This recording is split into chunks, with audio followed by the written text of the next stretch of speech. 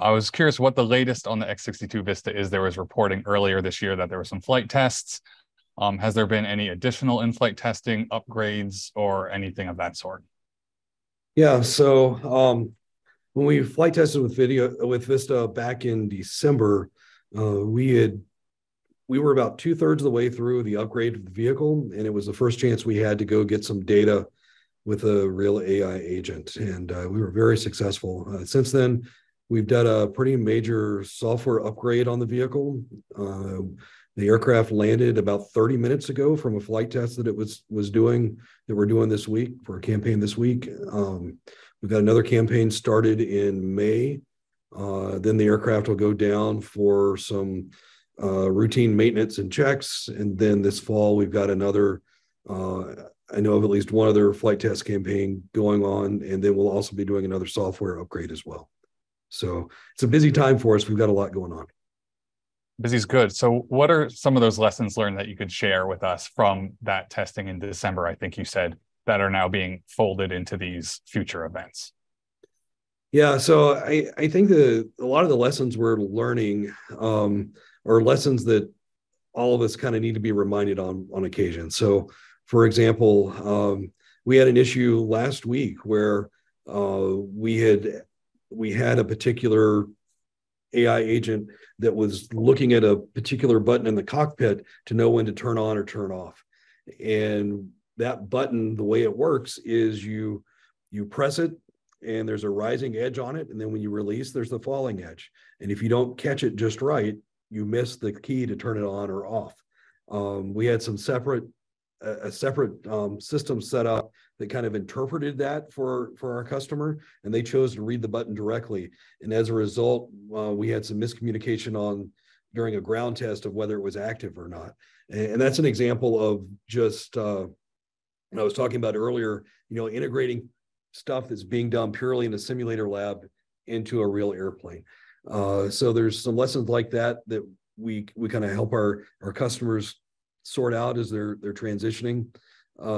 As far as the flying itself, we are learning a lot. I think one of the main lessons that we're trying to carry forward is when we fly some of these AI systems, not to evaluate it as if it was a human being. So just because a pilot would do X or Y doesn't mean the AI has to do X or Y. It may be able to come up with an answer that's completely different that we never would have thought of. So we're really trying to be open and good observers as to what's going on, knowing that sometimes it may not do what we would consider to be the right thing, but trying to understand what it did to see if maybe it's found a different way that we hadn't thought of. How do you measure successful implementation of AI or ML? What are some of those milestones people in your business keep an eye out for, or maybe defense industry should keep an eye out for? And Mr. Patel, if you want to lead us off on that. Well, that is a fantastic question. I think the definition is evolving and is probably being defined now in a lot of cases. I think success will depend on who you are from an organizational standpoint. So success from a, say, T&E, test and evaluation community perspective, it's different than from an operational perspective, because one is just testing for just considerations. One is just testing the performance of the capability and its effect on the operational environment. The other one is really focused on, did that model actually improve my workflow? Did that answer my question?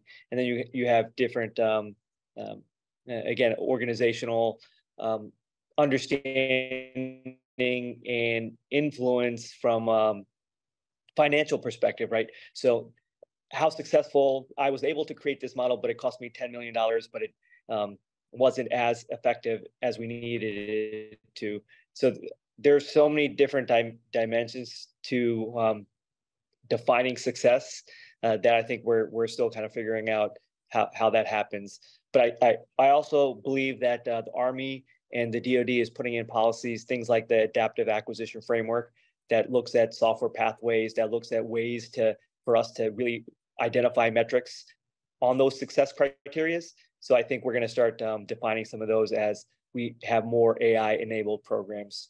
For our particular system with Vista, I have no problem going and coding something up in my office this afternoon and flying it on my airplane tomorrow morning.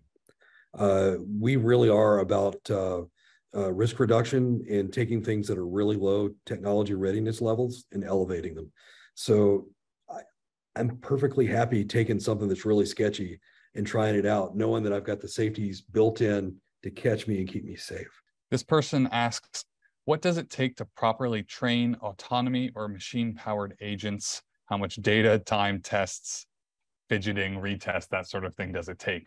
I don't think a machine learning program really ever ends like software. Software never really dies. If you're really doing machine learning, you're going to constantly get new types of data. Things are going to happen in the operational environment that's going to cause us to kind of question and retrain things. Well, thank you guys for those answers and your time here today. It's much appreciated. And we are done for the day here. I've enjoyed this conversation. I thank both of you guys for joining us again.